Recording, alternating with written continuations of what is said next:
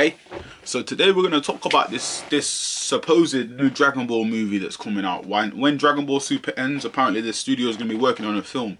So let's talk about that.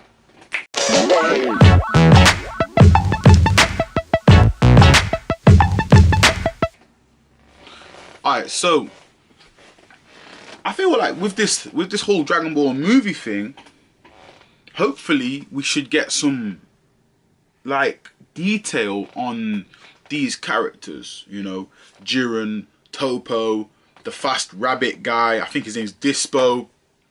I want information on all of them. I want to know who they are. I want to know how they got so strong. I want to know what, you know, the interworkings of their universes. But also, I'm hoping that we get like a buddy moment between Jiren and Goku. I could be completely wrong. This movie could be a whole nother world with a whole different cast of characters, you know. This world could explore Zeno's origin. You know, this could be something completely different. But I hope that what we get is essentially an explanation with really good art style, with really good kind of animation, because it's in movie form. You know, I want to bring back how the old Dragon Ball movies were.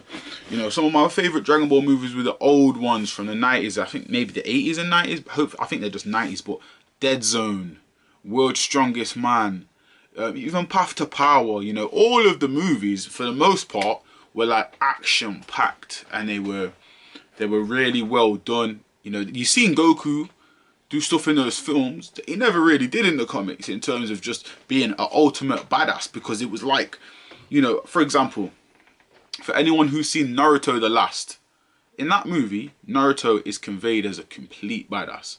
In this series, yeah, over time, yeah, Naruto is a badass, but he's never as badass as he is in that movie, because the movie really puts him where he's supposed to be. I'm hoping with this film we get that from Goku. Yeah, we did get flashes of that from Revival of F, but it wasn't what I wanted in terms of like giving us Goku as he is. It was kind of just, you know, oh, here's promo for Super Saiyan Blue, you know. So I'm hoping they go into Jiren. I'm hoping they go into that realm. I'm hoping they go into Topo. I'm hoping they really go into like who these people are. And then also, I'm hoping that, as I said, I'm hoping we get new elements. I'm hoping we get an explanation of like the gods of destruction. Like, were they people that kind of rose up? How did they get to where they are? Were they taught? The angels, were they just created by Zeno, or were they all created by the Grand Angel guy? Where did he come from? What's his origin? How does it all work? I just kind of want to know. And that's kind of where I am with it. I'm very excited. Does it come out in November or something? I don't know when it comes out, but I'm very, very excited about it. I just want them to make sure. I just want to make sure they put certain things in. Obviously, I can't change anything, but for me, that would be my checkbox.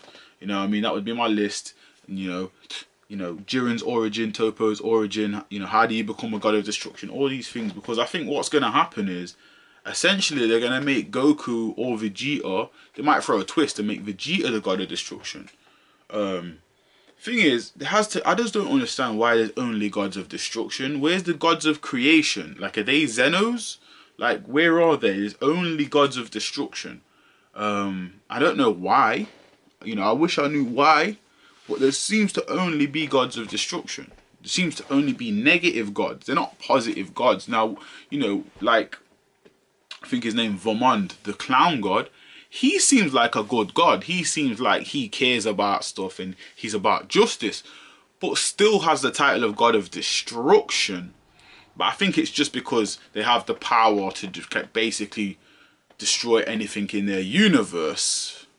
But maybe it's just me being misinformed. But I just don't understand why there's only those gods.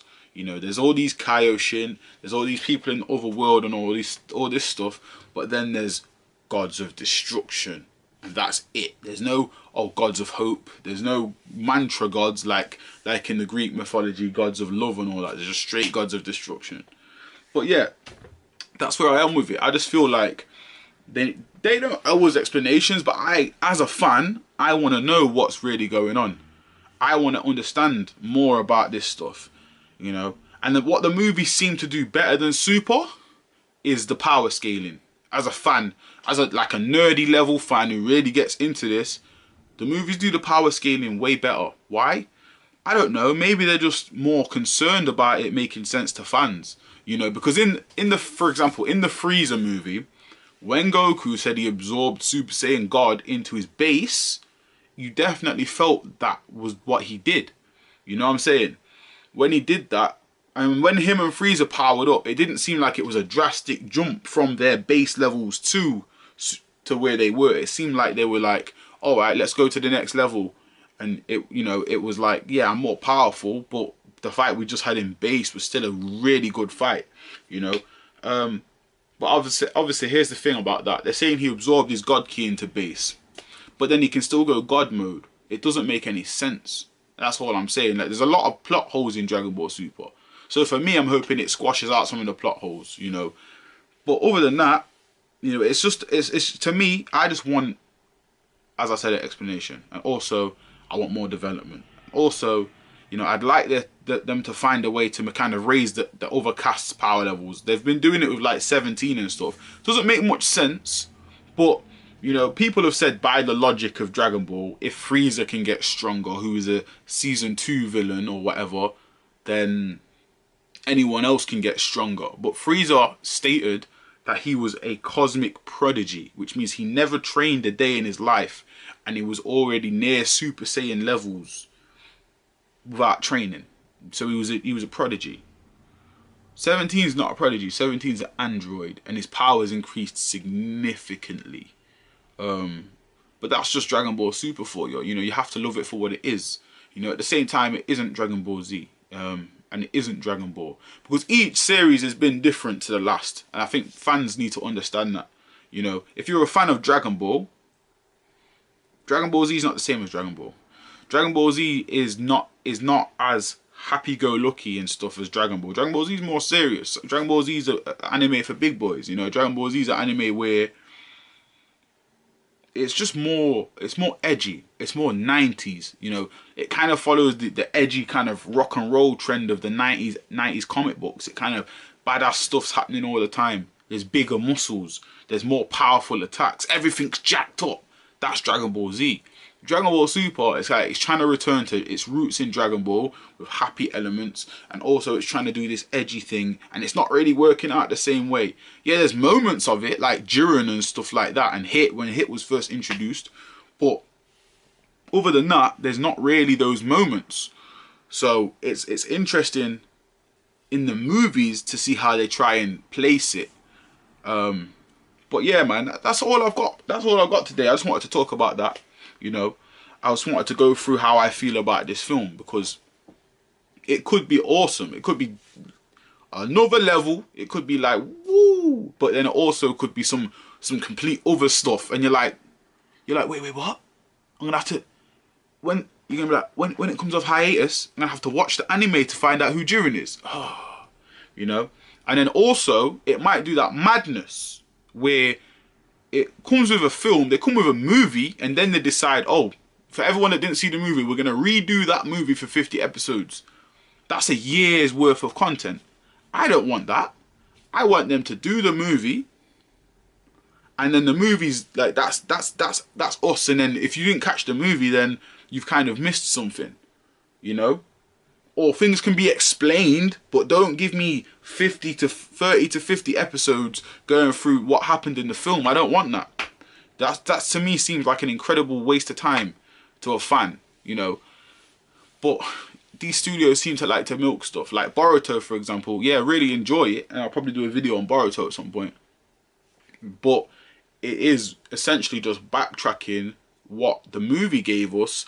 But I think we're at like episode 50 at the minute. I could be wrong, but it's been out for about a year. It's been out for a while now, and it still hasn't got to halfway through the movie.